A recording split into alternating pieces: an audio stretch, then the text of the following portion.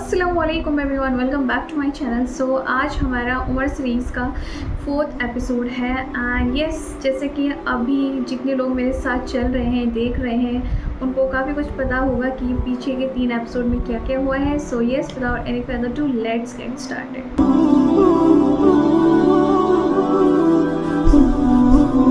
अरे कुरैश के लोगों, हम कब तक मोहम्मद के बारे में ऐसे सब्र करके यहाँ बैठे रहेंगे? क्या तुम्हें दिखाई नहीं देता कि उसके मानने वाले घटने की जगह और बढ़ते चले जा रहे हैं? अभी हज का वक्त सही से ख़त्म भी नहीं हुआ और सारे अरब के लोग उसे जानने लगे हैं। आपको लगता है कि यहाँ बैठकर उसके बारे में मशवरा और बहस करने से कुछ हासिल होगा? नहीं, बिल्कुल नहीं।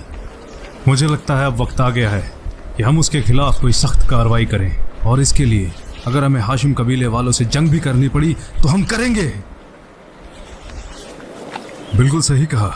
तुम तो मेरे से बात ही मत करो उमर। तुम हमेशा पहले मेरे हक में बात करते हो और बाद में मेरे खिलाफ हो जाते हो। मुझे तुम्हारी जरूरत नहीं है। मुझे आपकी कुछ बातें पसंद आई और कुछ बातों पर मैं इत्तेफाक नहीं रखता। जहां तक कड़ा रुख इख्तियार करने वाली बात है, मैं आपके साथ हूँ। लेकिन तुम फिर शुरू हो गए। हमें हाशिम कबीले से जंग नहीं लड़नी चाहिए। इससे सभी कबीलों में एक नाइत्तेफाकी पैदा होगी। हमारा झगड़ा मोहम्मद और उसके मानने वालों के खिलाफ, जो सभी कबीलों से ताल्लुक़ रखते हैं। तो सभी कबीले वालों का ये फ़र्ज़ बनता है कि वो ऐसे बागियों को ढूंढें, उन्हें सज़ा दें, सलाखों के पीछे डालें, या तब तक जुल्म करें जब तक कि वो हमारे बीच में वापस नहीं आ जाते। फिर अगर ऐसा होता है तो एक कबीला दूसरे कबीले पर इल्ज़ाम तो नहीं लगाएगा कि इस शख्स की वजह से मेरा भाई या मेरा रिश्तेदार मुस्लिम हो गया। अगर ऐसा करके हम उन्हें अपने कबीलों में वापस ले आते हैं तो इससे सारे झगड़े की फसाद ही ख़त्म हो जाएगी। अगर वाकई में आप ऐसा चाहते हैं तो सबसे पहले अपने घरों से ही हमें शुरुआत करनी पड़ेगी। तुमने आज बिल्कुल सही कहा उमर, मैं तुमसे इत्तेफाक रखता हूँ। बिल्कुल सही बात की उमर, लेकिन कहीं ऐसा तो नहीं कि ये सब करने के पीछे उसका कोई ख़ास मकसद हो?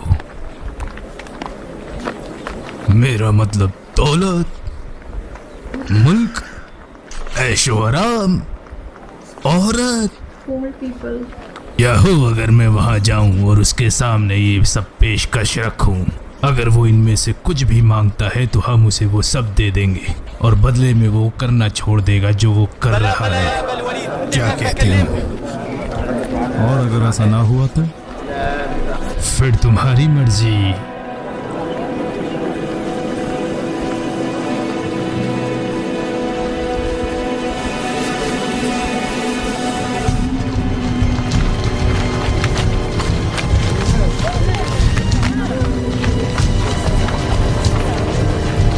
क्या कहा? मेरे अब्बा रसूलुल्लाह से बात करने गए हैं? हाँ बाजी, मैं तो बस भाग के आपको बताने आया था।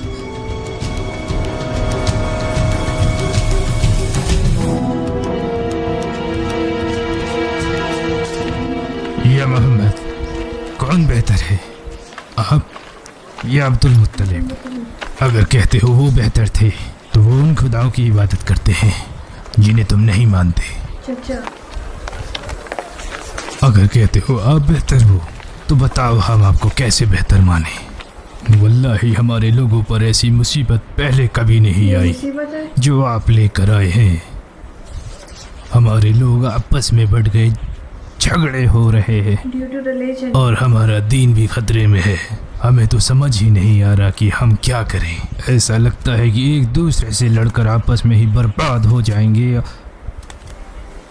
बताओ हमें, अगर गरीबी की शिकायत है तो हम आपको इतना माल इकट्ठा करके देंगे कि आप पूरे कुरैश के सबसे अमीर इंसान बन जाएंगे। अगर मुल्क की चाहत है तो हम आपको अपना बादशाह बना लेंगे। अगर ख्वातीन का मसला है तो आप चाहें तो पूरे कुरैश में जिसे चाहे चुन लें। हम आपको 10 ख्वातीन निकाह में देने के लिए तैयार हैं। अच्छा, लालच देते हैं, देते तो इस वक्त।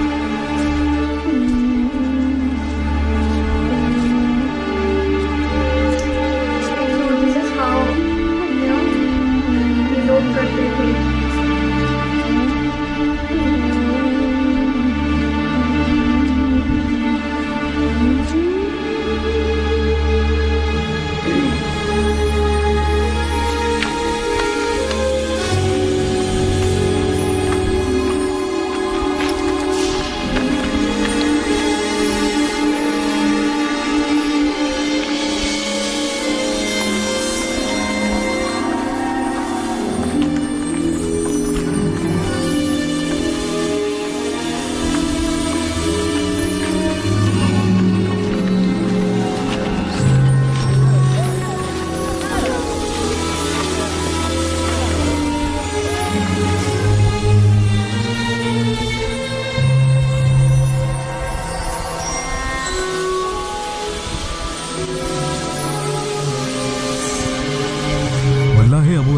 वापस आ गए हैं, लेकिन इनका चेहरा क्यों उतरा हुआ है? हाँ, मुझे भी ऐसा ही लगता है। हमें बताओ अबू अल वलीद, क्या हुआ वहाँ पर? वल्लाही जो भी मैं सुन कर आ रहा हूँ मैंने अपनी जिंदगी में पहले कभी नहीं सुना। वल्लाही वो ना तो शायर है, ना नजूमी है और ना ही जादूगर है।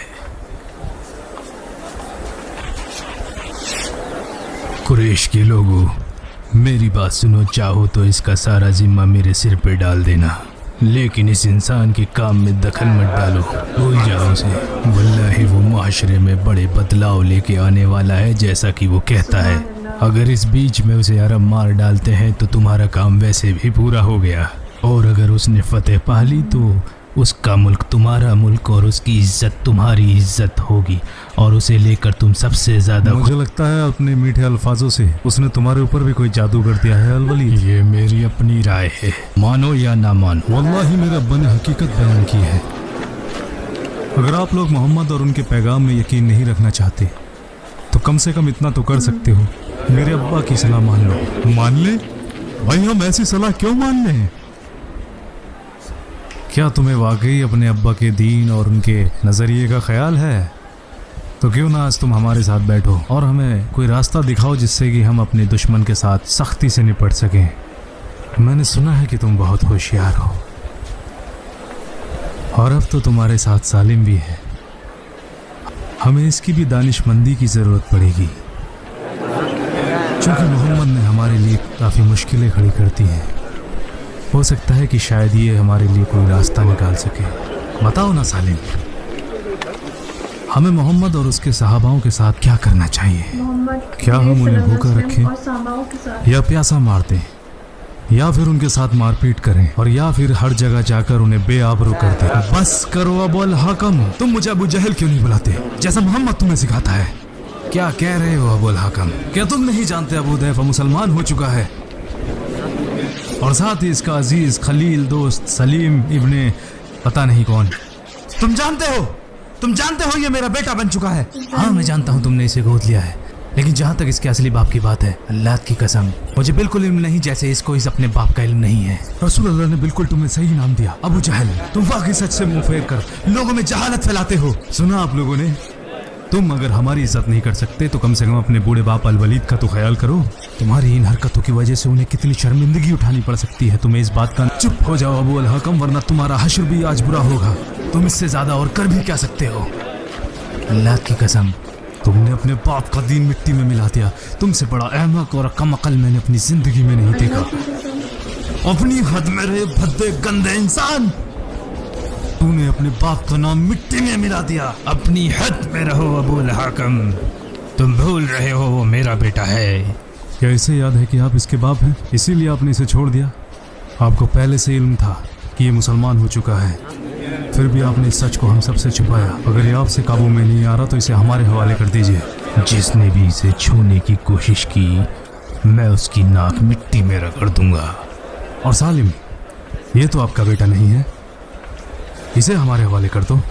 जो मेरे बेटे का बेटा हो गया मैं उसका दादा बन गया। सुना आप लोगों ने, अबू अल वलीद ना तो हमें बेटा सौंपने को तैयार है और ना ही अपना पोता। तुम्हें अब्दे शम्स कबीले पे इल्जाम लगाकर बड़ी खुशी मिल रही होगी, ये तुम्हारे खिलाफ भी जा सकता है। बेहतर होगा पहले अपने गिरेबान में झांको। तुम्हारा भाई सलामा इब्ने हिशाम और उसका सुतेला भाई अय्याश इब्ने अबी रबिया दोनों मुसलमान हो चुके हैं। हमें बदनाम करने चले हो। बताओ तुमने ये बात लोगों से क्यों छुपाई? जिनके घर शीशे के होते हैं वो दूसरों के घरों पर पत्थर नहीं मारा करते अबुल हकम।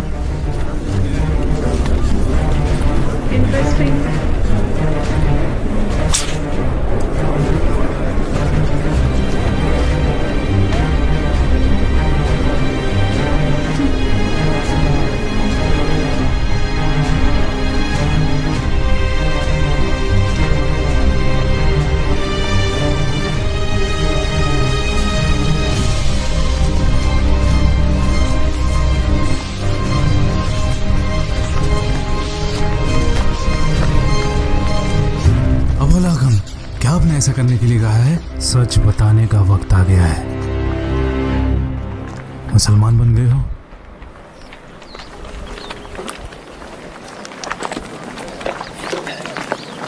मैंने कुछ पूछा? हाँ, हम मुस्लिम हुए हैं, अल्हम्दुलिल्लाह।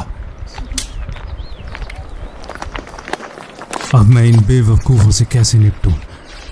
ये तो हमारे भाई और हमारे बच्चे ही हैं जो हमें छोड़कर मोहम्मद की तरफ बढ़ चले हैं। इन्हें तो वापस आना ही होगा, वरना इनको सड़ने के लिए छोड़ दिया जाएगा।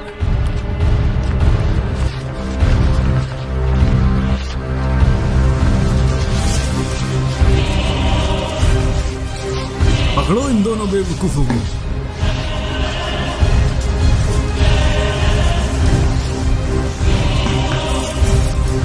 मैं तो लोगों को मोहम्मद और उसके सहाबाओं के खिलाफ उकसाता हूँ और मेरे घर के लोग ही जाकर मोहम्मद से मिल गए। अल्लाह की कसम, अब शुरुआत पहले तुम दोनों से होगी।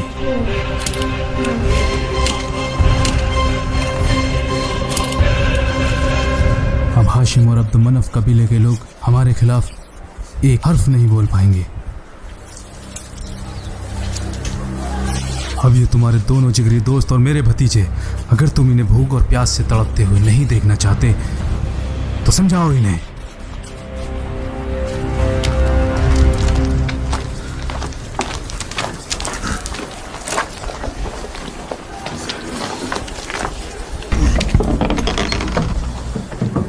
आपको इससे बहुत खुशी मिल रही है उमर?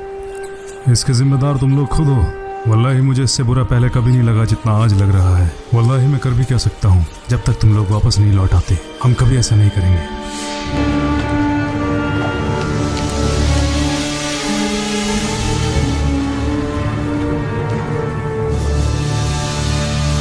बाहर घूम रहे थे और कैसे तुमने मुझे बताया था कि तुमने सहाबाओं को कहते हुए सुना है, और फिर आप लोगों ने फारस और रोम सल्तनत की बात की और बताया कि कैसे इस्लाम मशरिक से लेकर मगरिब तक दुनिया के हर कोने में पहुंचेगा, और ये भी कि कैसे मोहम्मद लोगों को एक साथ लाकर दीन के साथ जोड़ते हैं और उन्हें हक और सच्चाई की बिना पर मर्तबा दिया जाता है। वल्लाही मुझे तो उसी दिन से तुम पर शक हो गया था, लेकिन फिर भी मैंने जाने दिया, ये सोचकर कि अबू अल हाकम तुम्हारे भाई हैं और अल वलीद इब्न अल मुगीरा तुम्हारे चचा हैं और मैं तुम्हारा ख़ास अजीज़ दोस्त हूँ।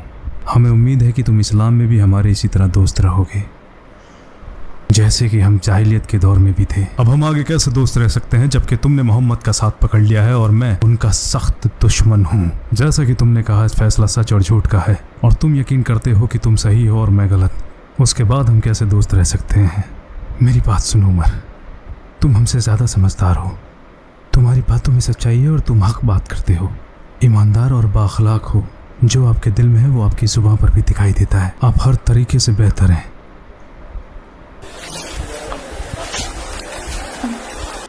वल्लाही मैंने रसूलुल्लाह सल्लल्लाहु अलैहि वसल्लम को कहते सुना है, मुझे लोगों का अखलाक सही करने के लिए भेजा है, और ये भी कि जो लोग जाहिलियत के दौर में बाखलाक थे वो इस्लाम में भी बाखलाक रहेंगे, बशर्ते कि वो इस्लाम को सीखें।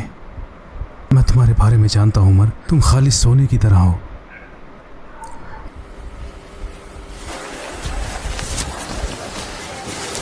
मैं दुआ करूँगा कि तुम्हारा दिल, तुम्हारी सोच और तुम्हारा अखलाक तुम्हें अच्छे और नेक रास्ते की तरफ ही लेकर जाए। अगर तुम इस्लाम को अच्छी तरीके से समझ लेते हो और हम लोग तुम्हें मानेंगे और हम सब मिलकर रसूलुल्लाह सल्लल्लाहु अलैहि वसल्लम को मानेंगे। तुम बिल्कुल मेरे भाई ज़ैद की तरह बात कर रहे हो।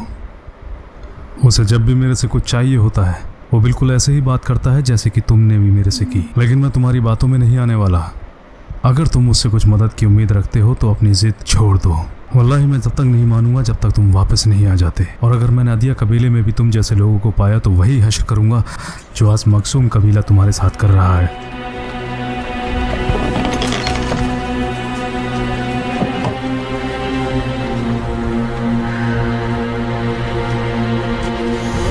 बनी आदि, यहाँ आओ, मेरी बात सुनो। बनी आदि, आदिया कौम के लोगों, यहाँ आओ और मेरी बात सुनो। वल्लाही ये कड़ा फैसला लेने का वक्त है। अब ये हमारी हद से बाहर है। अब हम बर्दाश्त नहीं कर सकते। उनको सजा मिलकर रहेगी। हमारी कौम के बड़ों ने फैसला लिया है, जिस कबीले ने भी मोहम्मद का साथ दिया उस पर हमारी नजर रहेगी। अगर मुझे जरा भी इल्म हुआ कि हम में से किसी ने हमारे दीन की बेहुरमती की है तो उस पर मेरा शदीद अजाब बरसेगा, जो कि दूसरों के लिए एक मिसाल बन जाएगा। मैं किसी में फर्क नहीं करूंगा, चाहे उसमें मेरा भाई बहन या कोई रिश्तेदार ही क्यों ना हो, और साथ में ख्वातीन, खादिम और गुलाम भी। जैसे मोहम्मद अपने सहाबाओं के साथ एक जैसा बर्ताव करता है, अमीर हो या गरीब, सबका एक ही दर्जा है, ये कहते हुए कि वो हक के रास्ते पर हैं। उसी तरह जिसने दीन की खिलाफत की उसके साथ बराबर का बर्ताव होगा, चाहे रुतबे में छोटा हो या बड़ा। मेरा अजाब सब पर बराबर ही बरसेगा, नाफरमान को बख्शा नहीं जाएगा। अब जा सकते हो।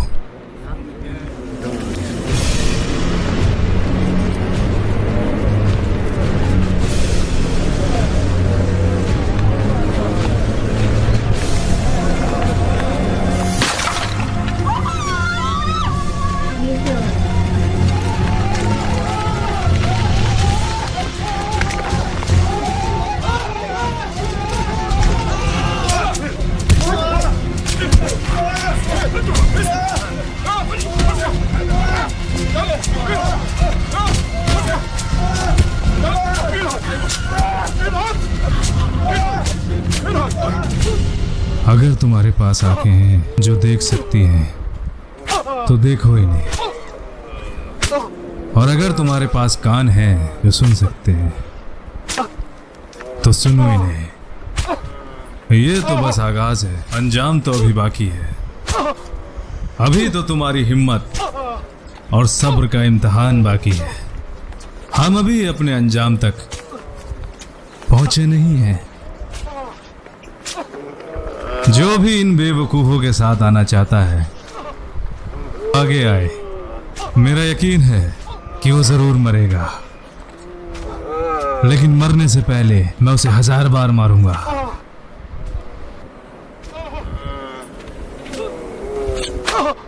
मोहम्मद हमें जहन्नुम के नाम से डराता है। जहन्नुम यही है, और जहन्नुम आज है और अभी टला नहीं है। हम बताएंगे जहन्नुम क्या होता है। ये कोई खबर नहीं, सच्चाई आज अपनी आंखों से देखो, क्योंकि देखकर ही यकीन आता है। तो देखो इन्हें, ये बादशाह है मुल्क फारस और शाम के, जैसा वादा किया है मोहम्मद ने।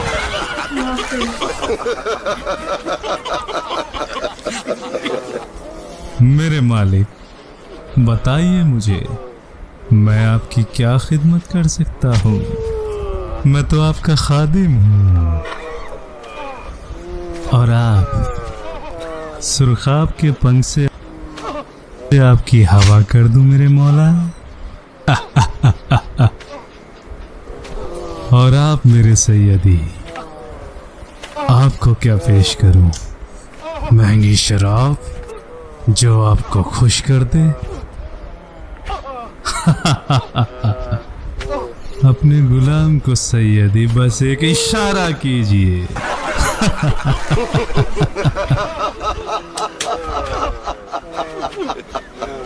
और आप मेरे मौला, आपके लिए नचनियन पेश करूं जिसके साथ आप मौसीकी कर सके और तंबूर की आवाज पे अपनी कमर हिलाएं, या मुनख्खिल की उस शायरी पे नाचेंगे जिसमें वो कहता है मैंने उसे छुआ और वो फिसल गई, जैसे तीतर पानी में उतर गई। मैंने उसे प्यार किया, उसने मुझे प्यार किया, जैसे मेरे ऊँट ने उसकी ऊँटनी को प्यार किया।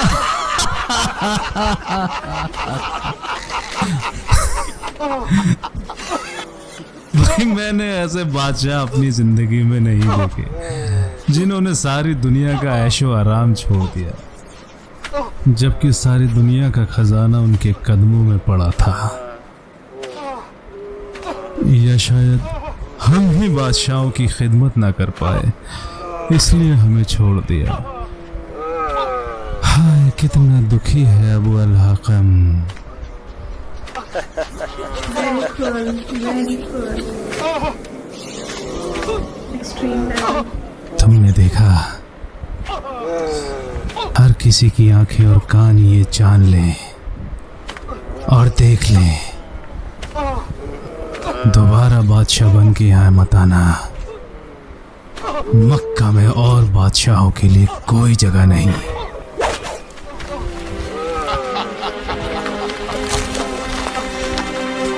बिलाल,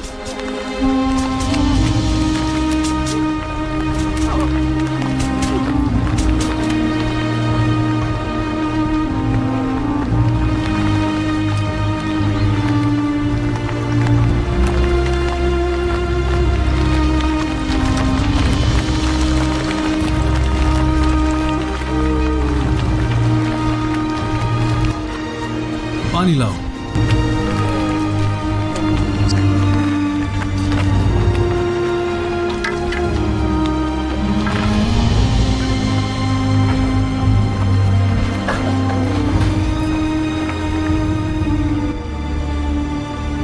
सब्र, Patience. सब्र और इम्तिहान रखें, अल्लाह आसानी देगा। मना किया था, बोलो मना किया था ना, मना किया था। वल्लाही मैं तब तक नहीं रुकूंगा जब तक कि मैं थक नहीं जाता।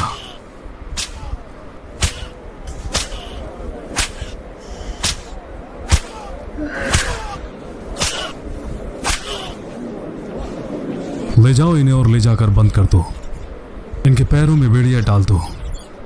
इनको खाने और पीने के लिए सिर्फ इतना ही खाना देना और इतना ही पानी देना ताकि ये बस जिंदा रह सके।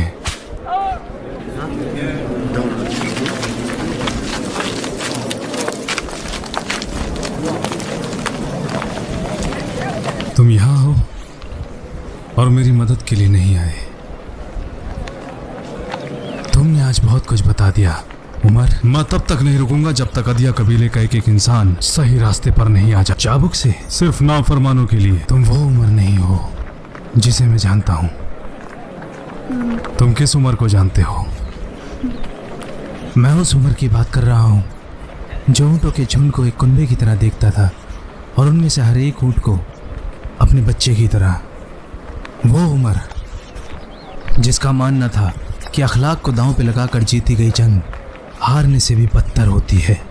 वो उमर जिसके आगे बड़े जालिम भी कांपते हैं और जो कमज़ोर और मिस्कीनों की आगे आकर मदद करता है। आप शायद उस उमर को भूल गए जो अपने लोगों से बेहद मोहब्बत करता है और उन्हें अपने सामने बटते हुए नहीं देख सकता। अगर उमर जालिम दिखाई देता है तो इसलिए कि वो लोगों को रास्ते पर ला सके। अगर लोगों के सही मुस्तकबिल के लिए जालिम बनना पड़े तो उसमें कोई बुराई नहीं। अगर एक मौत से हजारों जिंदगियां बचाई जा सकती हैं तो वो मुझे मंजूर है। अगर लोग एक दूसरे से डरना छोड़ देंगे तो दुनिया तबाह हो जाएगी और लोग आपस में लड़के ही मर जाएंगे। ला हौला वला कुव्वता इल्ला बिल्लाह। हक बात कही, अगर सही जगह इस्तेमाल हो तो।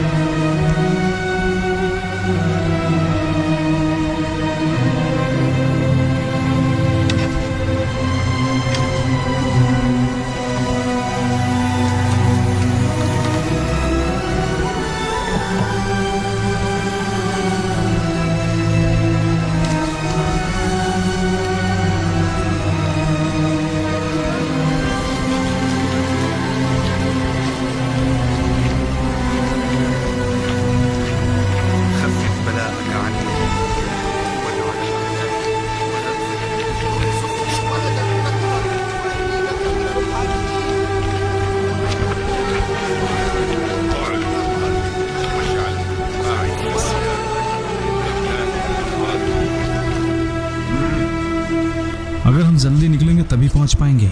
वो गुलाम कहाँ है? बिलाल, मैंने रात उसको बोला था जल्दी आने के लिए, पता नहीं अब तक क्यों नहीं आया। अस्सलामु अलैकुम व रहमतुल्लाह। अस्सलामु अलैकुम व रहमतुल्लाह। पकड़े जाएंगे। ऐ मेरे रब, मुझे हर गलत काम से बचा और मुझ पर अपनी रहमतों का साया बना। ऐ अल्लाह, अगर मैं कमज़ोर हूँ तो तू मुझे ताकत देने वाला है। मेरी सारी ज़रूरतें तुझसे हैं और तेरे सिवा कोई माबूद नहीं। या अल्लाह, तू हर कमज़ोर का सहारा है।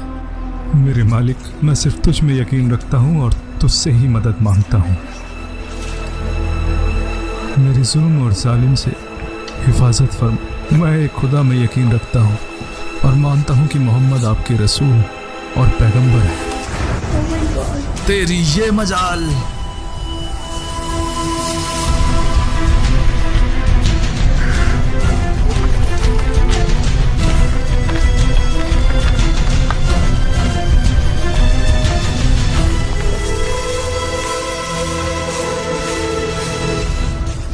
तू मुझे दरकिनार करके मोहम्मद में यकीन रखता है।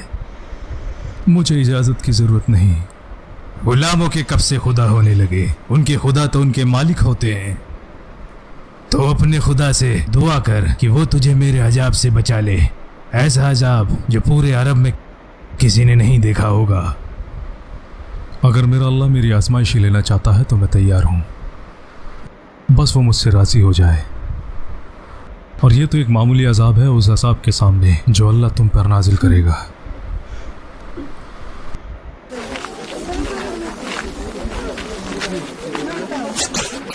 तू मेरे सामने जबान चलाएगा हबशी? सुनो लोगो, इस गुलाम ने हमारा दीन छोड़ा है। जो कोई भी इस पर मेरा अजाब बरसते हुए देखना चाहता है वो मक्का से बाहर आ जाए। मैं मुसलमान हो चुका हूँ, लेकिन यह आज भी मुशरिक है। इन पर जो अजाब बरसेगा वो इससे कहीं ज्यादा होगा।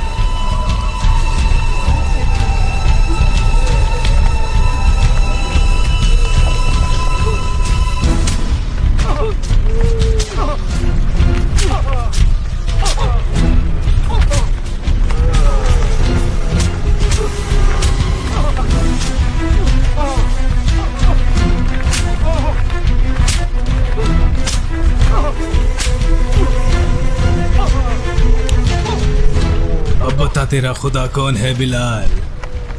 अल्लाह एक है और मोहम्मद मेरे नबी है और इस्लाम मेरा दीन है। ये ले, जब तक तू नहीं मानेगा। ये ले, ये ले, ये ले।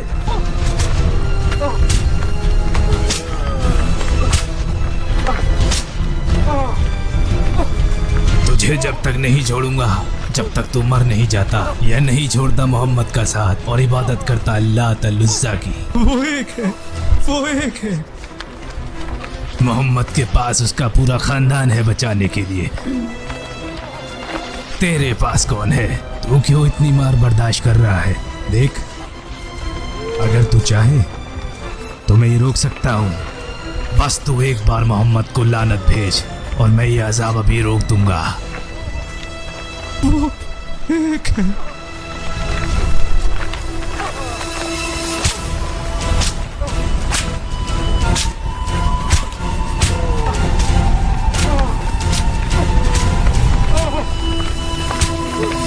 रुक जाओ, मैं कहता हूँ रुक जाओ।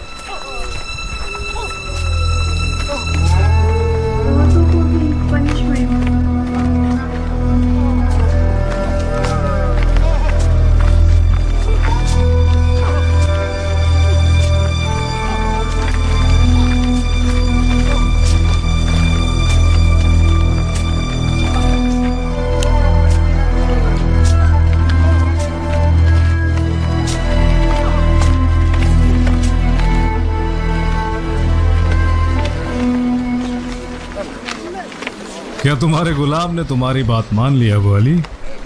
सुना था कि तुम इसे तब तक नहीं छोड़ोगे जब तक कि ये वापस नहीं आ जाता और लानत नहीं भेजता मोहम्मद पर। कल और तुम क्या अपने भगोड़ों को मार पीट कर थक गए हो और आराम करने निकल पड़े हो? क्या तुम नहीं जानते कि तुम्हारा साथी यासर अल-अंसी और उसकी बीवी सुमैया और उनका बेटा अम्मार सभी ने मान लिया है मोहम्मद के दीन को।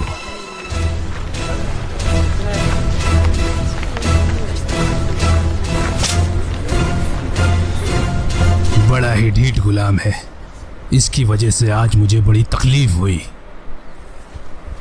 कौन ज्यादा तकलीफ में था अब्बा जी?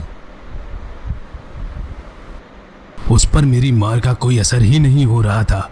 इस गुलाम की बड़ी अजीब बात है, क्या उसकी चमड़ी हमारी चमड़ी से ज्यादा सख्त है? वो तो बड़ा कमजोर दिल था। एक वक्त तो उसे जुबैर इब्ने मुतीम के गुलाम ने कुछ ही पलों में हरा दिया था, मगर आज उसे ऐसा क्या हो गया? ईमान मजबूत था ना, इसलिए। हाँ, ये मोहम्मद का किया हुआ जादू है। उसने जरूर उस पर कुछ ऐसा पढ़ के फूका है जिससे उसे तकलीफ ही नहीं होती। अच्छा होता कि अगर आप लोगों के सामने ये सब जाहिर ना करते। अब वो इंतजार में है कि कौन ज्यादा देर टिक पाएगा। अगर वो आपकी बात मानने से इनकार करता है तो ये बड़ी जिल्लत की बात होगी और लोग कहेंगे कि देखो गुलाम जीत गया, और फिर वो बाकी के गुलामों के लिए भी एक मिसाल बन जाएगा और लोगों के लिए आप एक मजाक बन जाएंगे। आपने तो आज उस अबू अल-हाकम को सुना ही है। मैं उसे ऐसे नहीं जाने दूंगा, या तो वो बोलेगा और या मरेगा।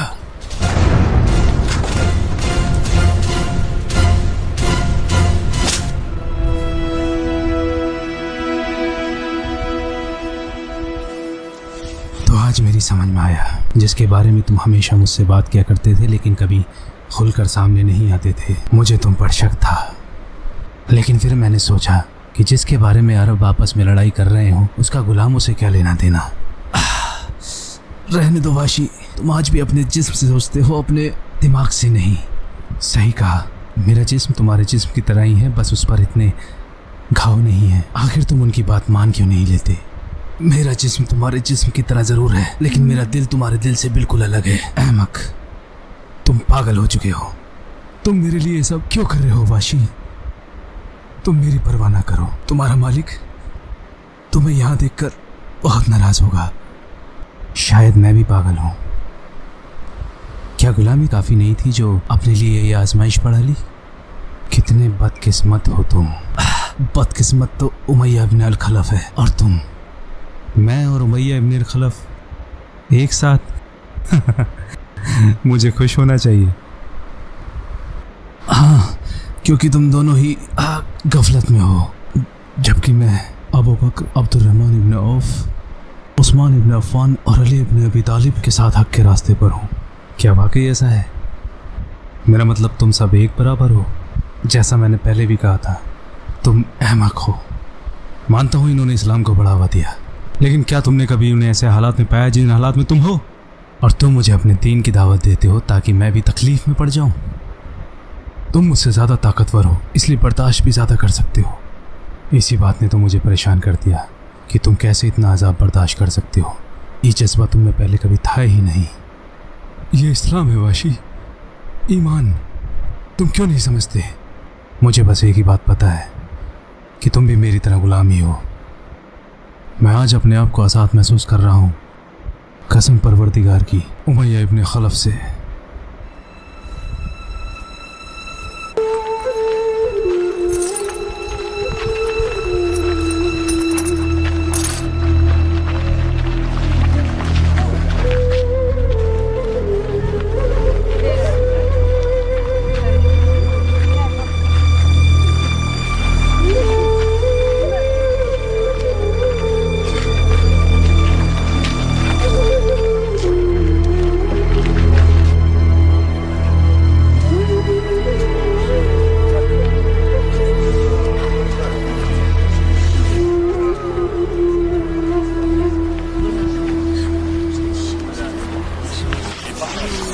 अल्लाह तरलुज़्ज़ा बेहतर है या तेरे मोहम्मद का रब? वो एक है। अल्लाह तरलुज़्ज़ा बेहतर है, वो एक है। मोहम्मद में तेरी बेयकीनी तुझे अजाब से बचा सकती है। वो एक है। तुझ पे लानत बरसेगी काले हफ्शी। हमारे रिश्तेदार और हमारे हिमायती।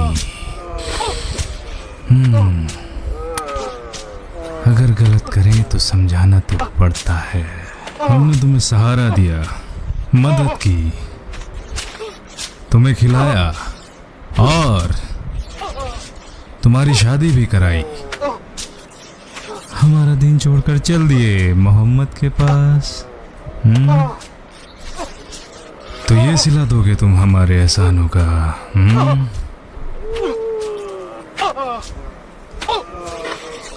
वापस आ जाओ वरना मार डालूंगा।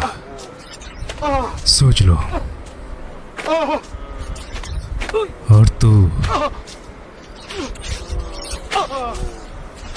गंदी भद्दी वाहियात औरत,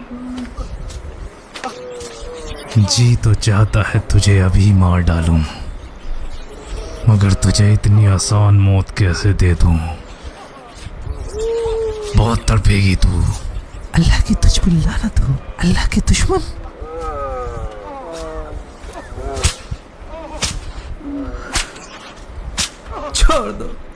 छोड़ दो उसे, चाहे मेरी जान ले लो।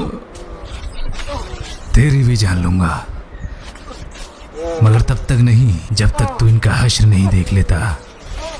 यह एक रास्ता है, लानत भेजो मोहम्मद पर। मैं तुझ पे लानत भेजती हूँ, अल्लाह के दुश्मन। तू बदअखलाक है, बुज़दिल है, मगरूर है, मगर तू मेरा गुस्सा भूल गई।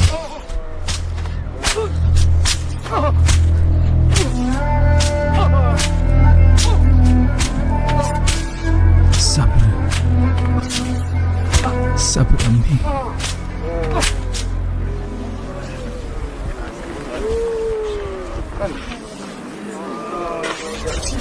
कैसा लग रहा है तुझे बिलाल? बता मुझे, जहन्नुम जिसकी तपिश की गवाही मोहम्मद देता है, उससे ज्यादा गर्म ये तपती रेत है या ये सख्त चट्टान? वो एक है। एक बार अल्लाह अल-उज़्ज़ा बोल, उसके बाद मुझे तुझसे कुछ भी नहीं बुलवाना, फिर तुझे जाने भी दूंगा। वो एक है।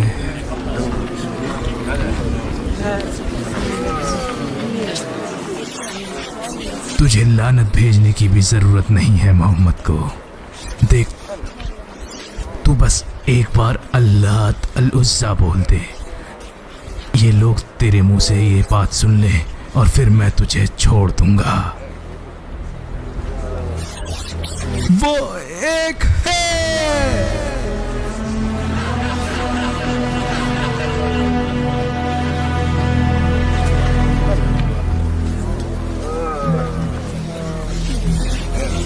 बस एक हर्फ बोल दे, अल्लाह अल-उज़्ज़ा। नहीं कहूंगा। अल्लाह अल-उज़्ज़ा। इतना सख्त ना बन, तुझसे ज्यादा सख्त तो ये चट्टान है। मेरी ज़ुबान से नहीं निकलेगा। रज़ीतु बिल्लाहि रब्बन व बिल इस्लाम दीन व बि मुहम्मदन सल्लल्लाहु अलैहि वसल्लम नबीन। तो एपिसोड 4 में हमें सबसे पहले यही चीज़ सीखने को मिलती है कि हमारा रब, कि हम अपने रब से राज़ी हैं। तो बेसिकली उस वक्त क्या होता था, लोगों को शदीद टॉर्चर किया जाता था, शदीद मतलब जिसकी कोई लिमिट नहीं। और कुफ्र तो था ही, लेकिन अपने दीन से, मतलब बंदा जो है अपने दीन से पलट जाए, उसको किस किस तरह के लालच दिए जाते थे, जैसे माल का, दौलत का, औरतों का, ये सब लालच दिया जाता था कि किसी ना किसी तरीके से जो है वो सल्लल्लाहु अलैहि वसल्लम का जो है दीन से फिर जाएं। और उसके बाद जो हज़रत बिलाल हबशी, जो कि बार बार वीडियो के में आपने देखा कि कह रहे थे आहद आहद कि वो खुदा एक है, वाहिद है, आहद आहद आहद। तो अल्लाह सुब्हाना ताला ने उन्हें सब किस चीज़ से ऑनर किया था कि उन्होंने वो पहले एक ऐसे मौज़िन थे जिन्होंने ना अज़ान दी थी खाना काबा में, और उनकी जैसी अज़ान ना आज तक कभी किसी ने की है और ना कभी आगे होगी, क्योंकि उनकी आवाज़ बेहद खूबसूरत थी। सुभान अल्लाह। एंड जो उस वक्त जो लोग थे ना, वो हज़रत बिलाल हबशी को इतना ज़्यादा टॉर्चर किया करते थे कि वो ये सोचते थे कि क्योंकि वो अहद अहद बोलते रहते थे ना, कि तो जो कुफार थे वही चाहते थे कि किसी ना किसी तरीके से जो है उनके मुंह से कोई शिर्क के अल्फाज निकल जाए और ये अपने दीन से पलट जाए। लेकिन वो भी अपने ईमान के इतने पक्के थे और वो जो है ना हुजूर पाक सल्लल्लाहु अलैहि वसल्लम के इतने मोस्ट ट्रस्टेड सहाबा थे कि मतलब वो अपने अपने दीन के बिल्कुल पक्के थे। सुभान अल्लाह। और जैसे जो रसूलुल्लाह सल्लल्लाहु अलैहि वसल्लम जो है ना उस टाइम पे तरह तरह के वो चीज़ें देखते थे कि किस तरह से लोगों को जो है ना नमाज के लिए बुलाया जाए, क्योंकि उस वक्त स्पीकर तो होते नहीं थे और अब तो बहुत ज़्यादा एडवांस है, बहुत सारी चीज़ें हैं। तो हमें अजान सुनाई देती है स्पीकर के थ्रू एंड काफ़ी टेक्नोलॉजी हो गई है, तो काफ़ी दूर दूर तक आवाज़ जाती है। उस वक्त जो है ना हर कोई डिफरेंट मतलब ओपिनियन देता था कि ट्रम्पेट के थ्रू या फिर अलग अलग उस वक्त वो उनको मिलते थे एडवाइस कि इस तरह से बुलाएं। तो एक सहाबा और थे जो हज़रत बिन ज़ैद रज़ी अल्लाह ताला अन्हा, उनको ख्वाब आया। उन्होंने ख्वाब में पूरी अजान आई और उन्होंने देखा कि दो बंदे जो हैं जो हैं हरे कपड़ों में घंटी लेके खड़े हैं, कुछ इस तरह एक ख्वाब था। फिर उसके बाद उस ख्वाब को लेकर वो हुजूर पाक सल्लल्लाहु अलैहि वसल्लम के पास गए। वहाँ पे है हज़रत बिलाल भी गए और फिर उन्होंने वो सारे अल्फाज अदा किए जो कि हम अब अज़ान में सुनते हैं, और इस तरह से फिर अज़ान होनी शुरू हुई। उस वक्त औरतों तक पे इतना तशद्दुद होता था, हालांकि अल्लाह सुब्हानहू व तआला ने कुरान में इस्लाम में हमारे दीन में औरतों का कितना ज़्यादा रुतबा रखा है। और औरतों तक का मतलब ठीक है, गुलाम भी रखते थे, वो बांधी भी रखते थे, लेकिन उनको इतनी दीन को एक्सेप्ट करने पे इतना ज़्यादा एक्सट्रीम लेवल का पनिशमेंट दिया जाता था। So all over this episode is also very nice, so I hope you will love this video. If you love this video, don't forget to like, comment, share and subscribe.